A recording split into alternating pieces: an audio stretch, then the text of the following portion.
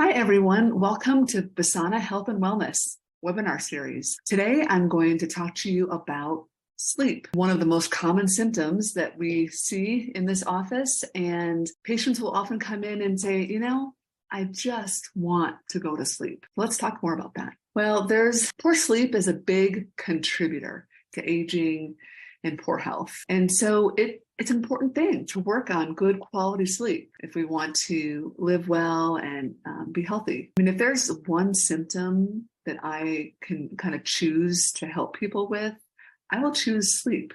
It's that important. So a good night's sleep, what does that include? Well, it includes falling asleep easily, sleeping through the night without waking up in the morning, feeling rested.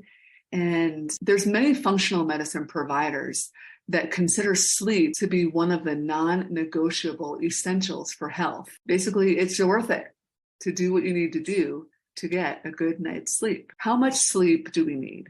Well, this number is debated. For sure, it depends on how old you are. If you look at this graph here, babies and kids, of course, need more sleep, teenagers. And as you get to be an adult, the recommended hours, as you get to be an adult, most sleep experts agree that we need 7 to 9 hours of sleep at night. I do have some people that I work with that claim that they don't need that much sleep and they can function on 4 to 5 hours of sleep. And I actually don't really think that's true. I feel like they are maybe not being truthful with themselves. They might be able to do their job, but I wonder if they slept the 7 to 9 hours, if they would actually be healthier and function better. How do I know if I'm sleeping poorly? Well, some of this is pretty obvious, but if you're snoring, tossing and turning, waking up a lot, you feel tired during the day, you're moody, irritable, depressed, you have increased appetite, gaining weight, getting sick a lot, that could all be from sleeping poorly. Sleep really affects the entire body. Good sleep affects the body and bad sleep affects the body. It affects your brain, your heart, your gut, your immune system, your muscles, your bones, definitely your hormones. And so like I said, it's worth it to try to get a good night's sleep. So we're going to talk about how sleep affects the different parts of the body. So starting with the brain. So poor sleep will definitely slow reaction times, which can increase the risk of accidents and injuries. It decreases concentration, attention, mental performance. And there's a saying that a tired driver is actually more dangerous than a drunk driver. And there's some truth to that. And I have a personal story about that. In college, finals week, studying, didn't sleep well, had to drive home from college, and I fell asleep at the wheel and I rolled my car. Landed upside down in the median. The car was still running. I was not injured. My car was totaled, but that was all because I fell asleep at the wheel. And so you don't want someone operating on you that got a bad night's sleep the night before, decreased concentration, attention, decreased mental performance. It definitely impairs memory also, increases your risk for Alzheimer's. And in medicine, Alzheimer's disease is definitely one of the scariest diagnoses, mostly because there's not good treatments for it. There's other things that are related, or there's other causes of Alzheimer's, like blood sugar issues and insulin resistance and that kind of thing. But poor sleep really affects a lot of things. I actually work in the hospital still and do a few 24-hour shifts per month. And I have to promise myself that after working a 24-hour shift, that I will not make any big decisions because I know that I'm like maybe 60% functioning after working a 24. And so I can't make any big purchases, like certainly don't buy a car or make any big decisions after a 24. And I've had to promise myself that over the years. Poor sleep definitely affects your heart. It has been shown to increase blood pressure. It increases the risk for high cholesterol, increases the risk of insulin resistance, which is a kind of a pre-diabetic state. Definitely bad on the heart. Poor sleep affects the gut. It will alter the gut bacteria. It will increase the risk for digestive disorders, such as reflux, irritable bowel syndrome, constipation. Constipation is a big problem. If you're not getting rid of the garbage, your body kind of gets reabsorbed into the body, and the body isn't able to get the toxins out. Poor sleep will also contribute to leaky gut, which affects how the gut functions.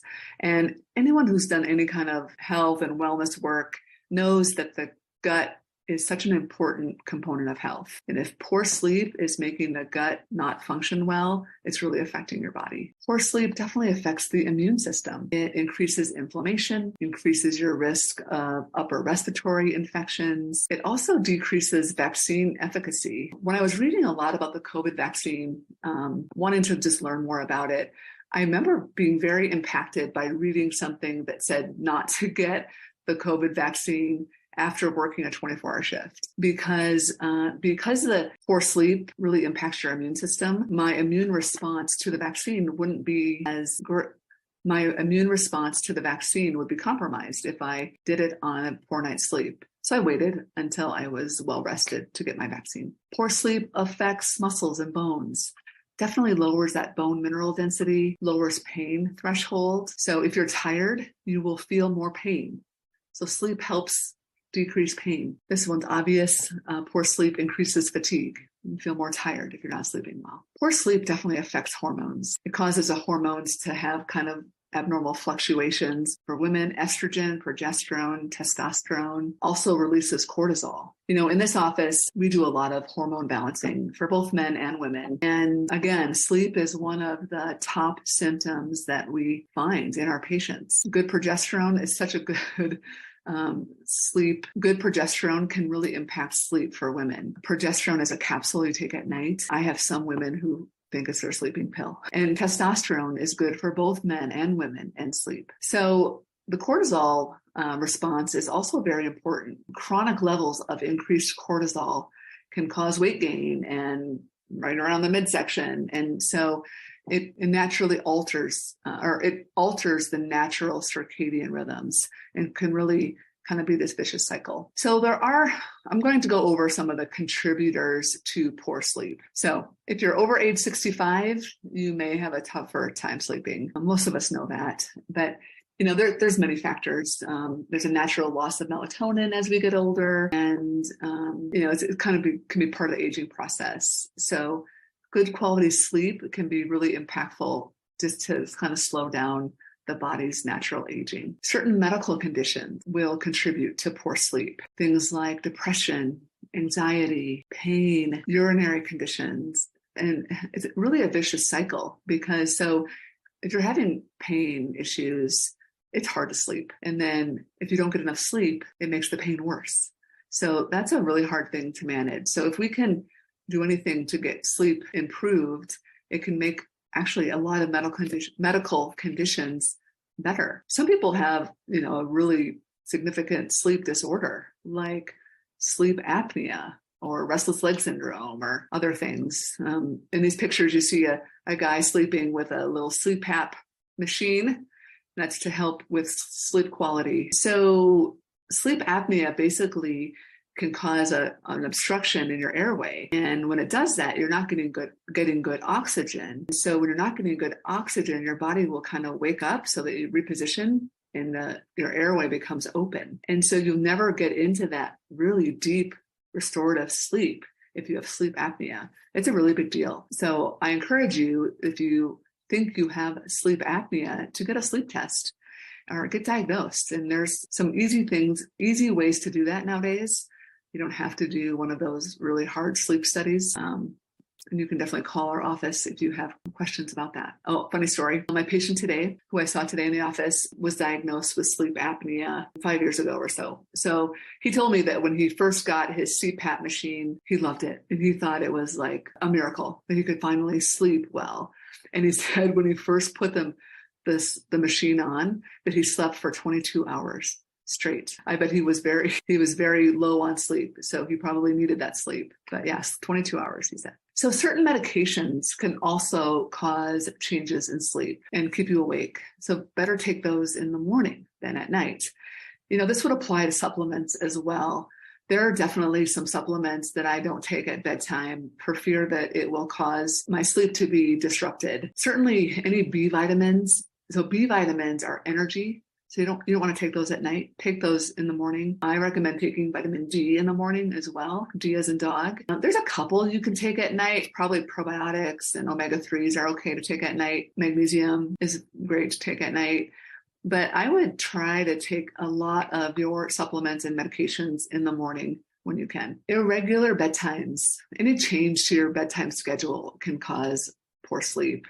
So like if you're doing shift work like I do, if you're napping, if your schedule's changing and you're alternating different work hours, that can really contribute to poor sleep. And definitely stressors or different sleep environments and jet lag or having a new baby can contribute to poor sleep. These situations are temporary, but can, so it might be a season where you have some poor sleep, but definitely can contribute. External stimuli. This one we probably know, but if you are on a lot of electronics at bedtime, if the room is too hot or too cold, if there's a lot of noise or lights or pets or people, sleeping partners that cause you get stimulated, during the night, that will contribute to poor sleep. A common thing that I hear from patients is, their dog or their cat wakes them up and they have to get up and let them out or do something. So I would say maybe don't sleep with your dog or cat. And I guess maybe that offends a lot of pet lovers out there, but if it affects your sleep, it really is affecting your health. So just consider it. Okay. Having good sleep habits, also called sleep hygiene, can really help improve sleep. Often there's more than one factor that's impacting sleep, which means multiple changes might be needed. And what I like to remind our patients is, your body, it's not deficient in Ambien or Benadryl or Tylenol PM or those, but you might be deficient in some of these good sleep hygiene habits that we'll discuss. All right. When the sleep bus comes, you need to catch the sleep bus. Do not miss the bus. So if you're tired, 9 p.m., get on the sleep bus. So go to sleep. Don't just stay up until 10 because you think that's the right thing to do. Catch the sleep bus and see how that affects your sleep. Having a set bedtime and wake time every day can really impact sleep. We must ensure that the bedtime and wake time allows for 7 to 9 hours of sleep each night. But this can make a big difference. Good sleep atmosphere. So the room that you sleep in should be dark and quiet and free from stimulation. It should be cool, a comfortable temperature. I think it's a good idea to invest in a comfortable mattress and bedding and pillows and sheets. Try to remove sources of noise, or at least lessen the noise with like a fan or a white noise machine, and that will help your sleep. So there's lots of data on electronics and sleep issues, and this is a hard one. I feel that, in my opinion, it's impossible to remove all the electronics from the bedroom. Many of us use our phones as alarm clocks, and we need to be available for some reason if someone calls in the middle of the night. So we can't really sleep without our phone. I get that. I do feel like it's a good idea to put your phone face down on the bedside table and away from you as much as you can. Certainly don't fall asleep with the TV on or with a movie on. Or laptop. And if you can shut off the electronics at least 30 minutes prior to wanting to fall asleep, that can also be helpful. So I'm guilty of that too. There's other sleep disruptors that can cause poor sleep, like eating a big meal prior to going to bed. Certainly coffee, caffeine, alcohol, too much water, bright lights, electronics. So if you can avoid these sleep disruptors prior to bedtime, your sleep will be better.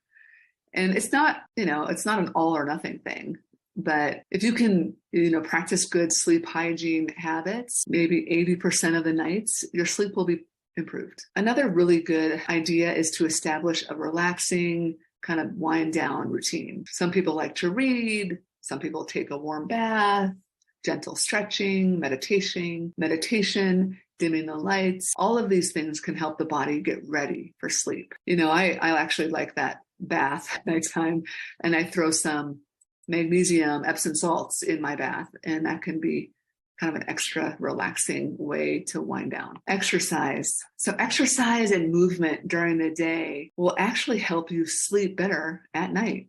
You fall asleep faster. Exercise can also help if you're feeling tired during the day. So one of my personal favorite times to exercise is right after lunch. So kind of 1 or 2 o'clock in the afternoon when I'm feeling maybe a little bit tired. And, exercise will get my blood flowing, get me warmed up, and give me a little boost of energy. If I'm at the office here, I'll sometimes make the office staff do lunges and push-ups or something like that to help us wake up and warm up. So there definitely are some supplements that can be helpful for sleep. I've listed a few here: melatonin, GABA, 5-HTP, magnesium. All of these can be helpful for sleep, and not all of them will work for everybody. Melatonin can be awesome for some people, but it doesn't work for others. And so you have to kind of use the good sleep hygiene habits, try the different sleep supplements. I think these are better for you than sleeping medicine like Ambien or Trazodone or any of those other sleeping medicines that are prescription. They're not habit forming. They're very natural. You're basically replacing deficiencies in your body and can be super helpful for sleep.